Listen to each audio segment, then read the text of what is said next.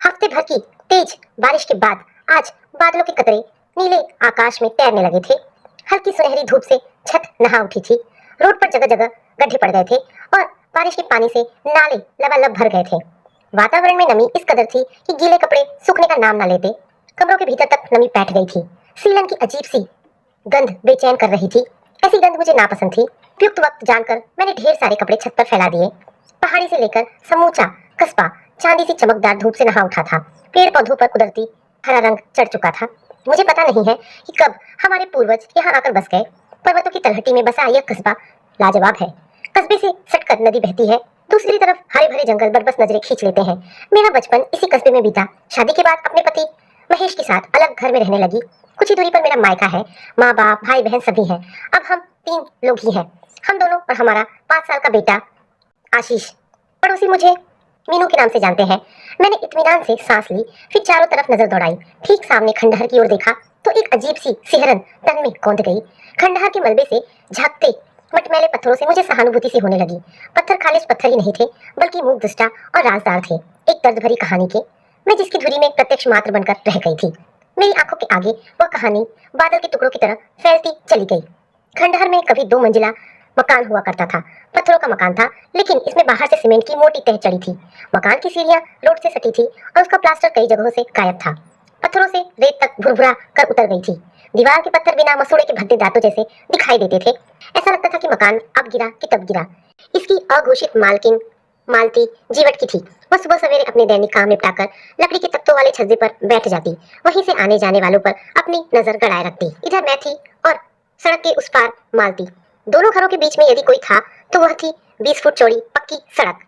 लोग कहा करते थे कि भरी जवानी में वह बहुत ही सुंदर थी। गोरी चिट्टी, सेब जैसे लाल लाल गाल, मोटी मोटी आंखें और कमर तक झूलते हुए बाल और मतमस्त करने वाली चाल। मालती को देखकर मनचलों के होश फाख्ता हो जाते। दिन भर तितली बनी फिरती थी वह। तभी तो नदी पार गांव के चंदन की आंखें जो उस पर अटकी शादी के बाद ही हटी। चंदन था तो हट्टा कट्टा, लेकिन एक रोड हादसे में मालती को भरपूर जवानी में अकेला छोड़ गया। उसकी बसी बसाई दुनिया में भूकंप आ गया। छोटा बच्चा गोद में था। पेट की आग से व्याकुल हो गई थी मालती।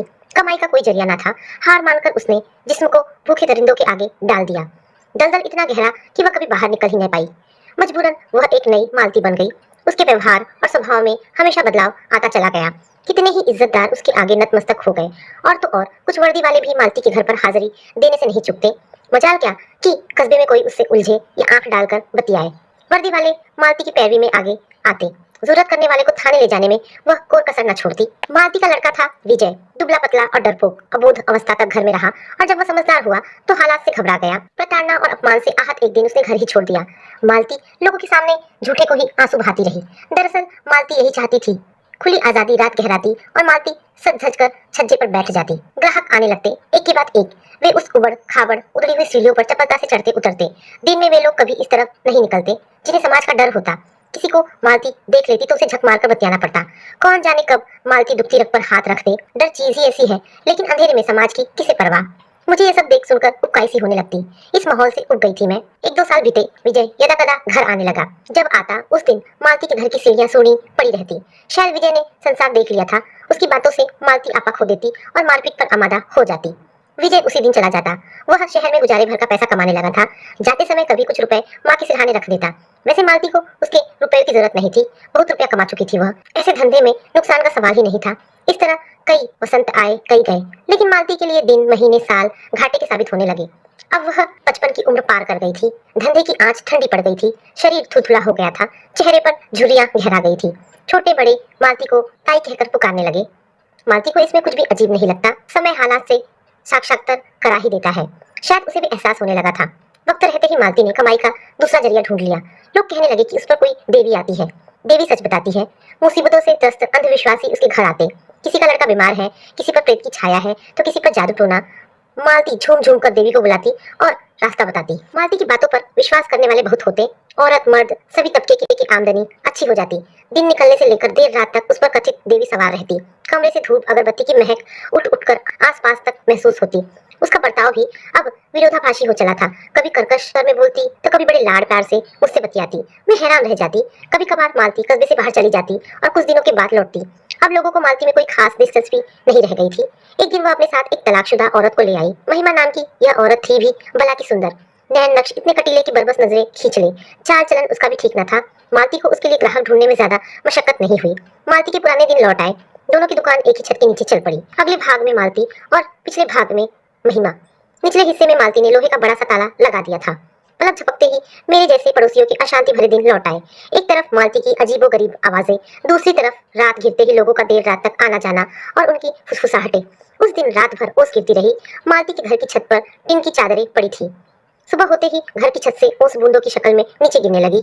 मालती रोज की तरह छज्जे पर आकर बैठ गई। मैं भी नहाकर छत पर गई। हवा में ठंडक थी। सूरज पहाड़ी के ऊपर चढ़ आया था। मैं बाल काटते काटते छत की मुंडेर तक गई। सड़क पर लोग आ जा रहे थे। मैं सड़क की ओर घूमी।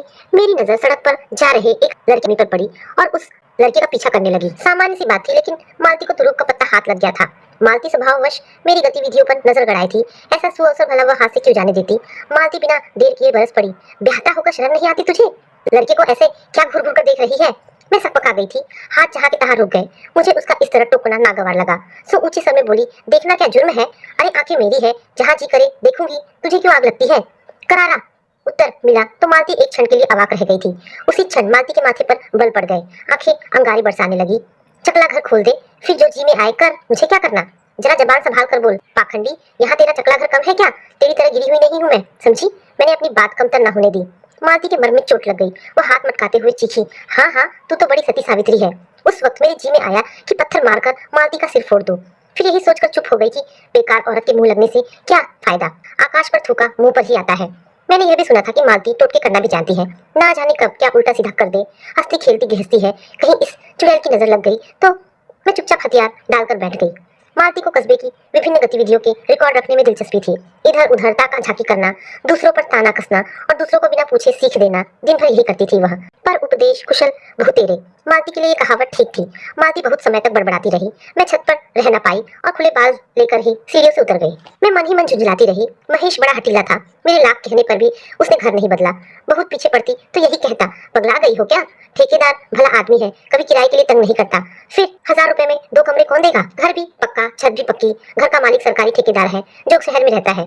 इस घर में 2 कमरे हैं हमारे पास। पिछले हिस्से में ठेकेदार का गोदाम है जिसमें सीमेंट, कुदाले, फावड़े, संबल आदि औजारे भरे पड़े हैं। महेश मेहनती होने के साथ ठेकेदार का विश्वास पात्र मुंशी है। मजदूरों को इकट्ठा करना, राशन खरीदना और मजदूरों को काम पर ले जाना उसकी ड्यूटी थी। मैं दिन भर अकेली रहती। सिलाई बुनाई का शौक था। पास पड़ोस से कपड़े सिलने को मिल जाते। कभी कभी मायके चली जाती। वैसे मैं अपने पति की व्यवस्था को भली भांति समझती थी, लेकिन इस औरत से पीछा कैसे छूटे, समझ से परे था। महेश ठीक ठाक कमाता, लेकिन उसे नशे की लत भी थी। जब कभी मालती दिखाई पड़ जाती तो उसे सांप सूंघ जाता। यह औरत ना होती तो यहाँ सब ठीक था। मालती को देखते ही उसके हाड़ के भीतर कपकपी होने लगती। सुबह देखो तब, शाम को देखो तब उसका ही थोबड़ा आंखों के सामने आ जाता। एक दिन मालती ने एक लड़की पर ही फफ्दी कस दी थी। वह मिनी स्कर्ट और ऊंची एड़ी की सैंडल पहनी थी। उसे जाते देख मालती ने बुरा सा मुंह बनाया। हाथ के साथ आंख मटकाते हुए ऊपर से ही बोली, हाय हाय, क्या अकेली इसी को जवानी चढ़ी है? फैशन देखो तो फिल्म स्टार भी झक मारे। मालती को कौन समझाता कि जवानी में फैशन ना करे तो कब करे। उसे टोकने की हिम्मत कोई नहीं जुटा पाता, न औरत न मर्द। औरतें क्या कहती जब मर्द चूड़ियां पहनकर बैठ गए थे। यह खंडहर जब तक आबाद था, मालती उसमें बरसों रही। मकान मनोहर नाम के व्यवसायी का था। वह आज भी मिठाई की दुकान चलाता है। नकली मिठाई के धंधे में पिछले साल सजा भी काट चुका है। उसने कई बार मालती को प्रलोभन दिया कि वह मकान ठीक कर उसे ही देगा, लेकिन वह टस से मस नहीं हुई। किराया देना भी कई साल पहले बंद हो गया था। एक तरह से मालती का मकान पर कब्जा बरकरार रहा। मकान की हालत दयनीय होती जा रही थी। दीवारें कई जगहों से फूलकर एक ओर झुकने लगी थी और टीन की छत ने भी भीतर झांकना शुरू कर दिया था। लेकिन मालती इन सबसे बेफिक्र थी। इस मकान में जो भी रहा फलता फूलता रहा। जिसने इसे बनाया, देखते ही देखते वह धनी हो गया था। जब मकान मनोहर के नाम हुआ तो उसने एक अलग कोठी खड़ी कर ली। उसने यह मकान मालती के परिवार को किराए पर दे दिया। मालती भी मालामाल हो गई, लेकिन यह मकान सेठ की गलफांस बन गया था। सब कुछ होते हुए भी सेठ को हरदम पुलिस का खौफ रहता। जब वह तकाजे के लिए आता, मालती उसे खदेड़ देती और गला फाड़ फाड़ कर चिल्लाती, अकेली औरत हूँ इसलिए तू धमक जाता है इधर। अरे देखती हूँ कौन मर्द का बच्चा मुझसे मकान खाली करवाता है। खाली समय में मालती छज्जे पर बैठ जाती थी। आने जाने वालों को बैठे बैठे बिना पूछे नसीहतें दे डालती। कुछ लोग उसके गाली पुराण के डर से बतियाते तो कुछ देवी प्रकोप से। कभी उसकी खूबसूरती खींचती थी, लेकिन धीरे धीरे वह आंखों की किरकिरी बन गई थी। रात रात तक मालती की किलकारियां, कभी विद्रूप सी हंसी सुनाई देती। मालती की किलकारी से आशीष घबरा जाता। रात गिरते ही वह मेरे सीने से चिपक कर पूछने लगता, माँ ताई क्यों चिल्लाती है? मैं उसे लाड से समझाती, बेटा ताई पर देवी आई है। देवी ऐसे चिल्लाती है मम्मी? बच्चा जिज्ञासा से पूछता। मैं भला क्या समझाती, लेकिन मेरा समझदार पति अलग राय रखता। जब नशा टूटने को होता तब वो मुझे समझाता। बेवकूफ है तू, ऐसी बेकार औरत पर ही देवी क्यों आती है? तू तो भली औरत है, तुझ पर क्यों नहीं आती देवी? बोल। अरे धूर्त है धूर्त, एक नंबर की पाखंडी। मैं घबरा जाती और कहती, देवी कुपित हो जाएंगी, ऐसी बात मुंह से ना निकालो। देवी ही तो बुलवाती है उससे। महेश ठठाकर हंस देता और मेरा शरीर पत्ते सा कांप जाता।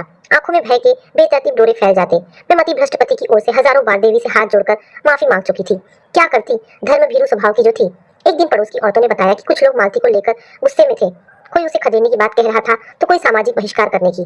तब मुझे रोज की इस चकचक शोर शराबे से छुटकारा मिलने की आशा जगी। वह अमावस की रात थी, गुप्त अंधेरा था। आधी रात तक मालती पर कथित देवी सवार रही। रुक रुक कर चीखने चिल्लाने की आवाजें बाहर सुनाई दे रही थी। इतने शोर शराबे में मैं न सो पा रही थी न आशीष, जबकि थका मांदा महेश खर्राटे ले रहा था। अगली सुबह मैंने सुना कि मालती लापता है, कई दिनों तक वापस नहीं आई। मालती को लेकर लोगों के बीच कानाफूसी होने लगी। फिर एक दिन मैंने देखा मालती के घर के नीचे लोगों की भीड़ थी। पुलिस आई थी, ताला खोला गया, सामान यथावत था। 2 बिस्तर, पुराना टीवी, खस्ता हाल फ्रिज, टेबल फैन और एक कोने में सिंदूर पुती देवी देवताओं की तस्वीरें। रसोई के बर्तन, स्टोव सभी मौजूद थे। जो नहीं था वह थी मालती। कमरे में मारपीट के चिन्ह भी कहीं नजर नहीं आए, जिससे लगे कि मालती के साथ कुछ बुरा घटित हुआ हो। तहकीकात के बाद पुलिस चली गई, भीड़ भी धीरे धीरे खिसक गई। कुछ दिन रहने के बाद महिमा भी उस घर को छोड़कर कहीं चली गई। पुलिस को मालती का सुराग न मिला। अफवाहों का बाजार गर्म था। कोई कहता मालती ने साध्वी का रूप धारण कर लिया, कोई कहता मालती ने आत्महत्या कर ली, किसी ने उसकी हत्या करके लाश नदी में डुबो दी है। जितने मुंह उतनी बातें। मालती को गुम हुए 1 साल बीत गए थे। विजय माँ को ढूंढता फिरता रहा। एक बार जब वह इधर आया तब मुझसे भी मिला। माँ के बारे में पूछा। मैंने असमर्थता जताई तो वह निराश होकर चला गया। एक दिन पुलिस थाने से उसे खबर मिली कि उसकी माँ शहर के सरकारी हॉस्पिटल में बीमार हालत में है। वह दौड़ा दौड़ा हॉस्पिटल गया, लेकिन वहाँ हाथ कुछ नहीं आया। खबर पुरानी थी। वो हॉस्पिटल के स्टाफ से मिला, डॉक्टरों के आगे गिड़गिड़ाया। तब कहीं जाकर रिपोर्ट निकलवाई गई। फाइलों से पता चला कि उसकी माँ एड्स नामक लाइलाज बीमारी से पीड़ित थी। अंत समय में उसके पास कोई अपना न था। आखिरकार एक दिन वो हाड़ मांस का पिंजरा छोड़ गई। उसके बाद लावारिश लाश समझकर मालती की अंत्येष्टि कर दी गई। मालती फिर कभी मकान में नहीं लौटी। दूसरों का भविष्य बताने वाली अपने भविष्य से अनभिज्ञ रही। कस्बे वाले चैन की बंसी बजाने लगे थे। कभी कभी मुझे लगता जैसे मैं किसी एकांत जगह में आ गई हूँ। उधर विजय को माँ की मौत का दुख था। जिस दिन आया तो माँ की बची खुची धरोहर को कमरे से बाहर निकालते हुए दहाड़े मार मार कर रोया।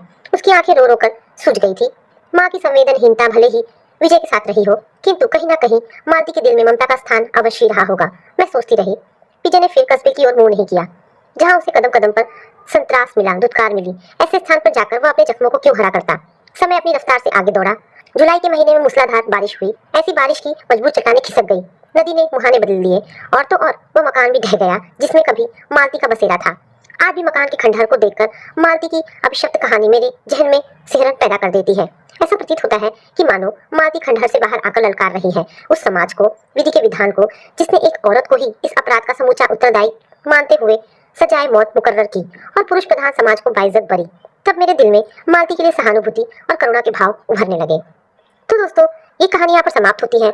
आशा करती हूँ कहानी आपको पसंद आई होगी। अगर कहानी पसंद आई है तो प्लीज इसे लाइक एंड शेयर करें।